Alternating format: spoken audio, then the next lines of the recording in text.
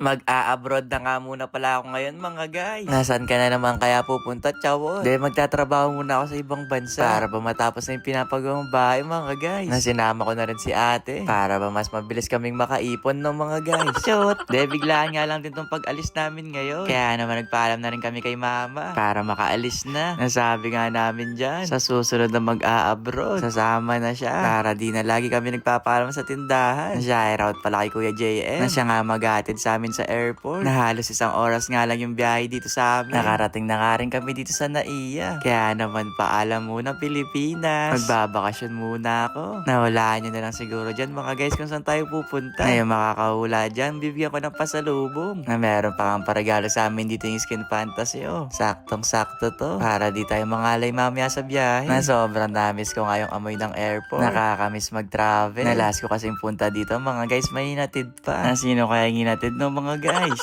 Na bago nga kami dumiretso doon, umorder na nga muna pala kami na makakain dito ni ate para mamaya kapag nakabiyahe nga sa eroplano, di ba tayo gutumin? Nagutumin pa naman tong alaga ko mga guys. Chot! Ako pala yung gutumin. Na ganito rin ba kayo magkapatid minsan? Na kapag order magkaiba para ba magkaiba lang yung kinakain? Pero kami di naman talaga ganyan. Nakipagpalit lang ako dyan kasi mukhang masarap tong noodles.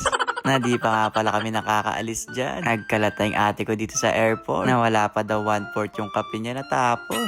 Na medyo mabagal pala siyang kumilos dyan. Kasi di niya nasuot yung takong niya mga guys. Na thank you pala kay Ma'am Casey. Kasi siya nga yung sumagot ngayon sa buong trip nga namin ngayon. Na isa nga siya sa mga CEO na mabait na nakilala ko. Nakasama ko din pala dito sa Teacher Carla, Sina Mengay at Bebu. Ay ba't nakikibebo no mga guys? Na 4 na oras din pala yung biyahe natin ngayon. Na ewan mga guys kung ako lang. Di talaga ako nakakatulog sa eroplano. Na nakakatuwa nga yung katabi ko, si tita. Nasubaybayan daw niya yung vlog ko. Na di daw niya akalain sa eroplano pa kami magkikita. Na finally mga guys, nakasakay ulit ng eroplano no. Kaya sa mga nagmamanifest dyan, eto na yung sign na this year, makakalipad ka na ng ibang bansa. Nasa kalagitnaan nga ng biyahe namin. Parang gusto kong pumunta ng CR kasi nawiwiwi ako. Kaso nga lang tulog yung mga kasama ko dito mga guys. Nahiya pa akong gisingin kasi di ko pa sila ganun ka-close. Kaya sa mga oras nga na kumukuha ko ng tiyempo. Na siguro, ilang minuto pa mga guys bago nga ako nakapagpaalam. At finally mga guys, nakapag-CR din no. Akala ko kasi mawiwiwi na sa pantalon. Na sobrang lakas nga na tong tunog ng flash. Feeling ko tuloy mahulog tong CR. Na makalipas nga ng 4 na oras na biyahe mga guys. Nakarating na rin kami dito sa airport. Na-cute nga mga guys kasi tingnan mo naglalaro rin pala sila ng Jolene dito. Nakakala ko kasi sa atin lang yun.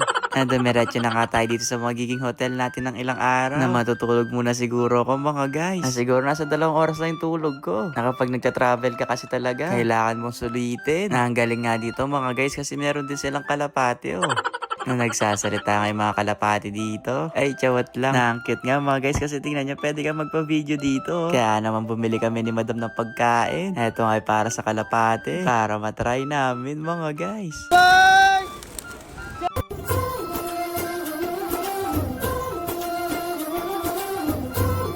Oh, di ba? May pa-slow mo pa yan sila. Na di naman nakuha na yung lumipad na kalapati, no? Na-shoutout ko muna pala yung kapatid kong unggoy dito. Na medyo shy type din siya. Na ang ganda rin na pinuntahan namin dito mga guys. So para siyang templo. Na di nga lang ako sigurado kung ano ba yung sinasabi dyan ni kuya. Na iba kasi yung lingwahe niya. Pero base nga sa ibang Pinoy na pagtanungan ko dito, para bang pinagpipray ka niya kontra evil eye. At marami pa kang iba. At ayan mga guys, mukha nakakaming Indian dito ni ate Na isa pinagpray ko nga sa templo. Sana maligtas nga kami ngayon sa sinakyan namin. Takot ako sa...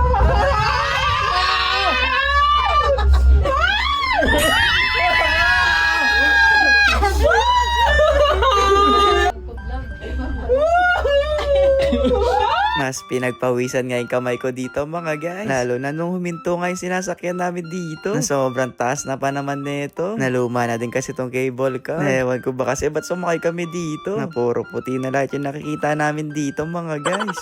Na-update ko na lang siguro kayo bukas. Nahulaan nyo na lang siguro kung nasan ako ngayon. Basta ayun lang. Bye-bye!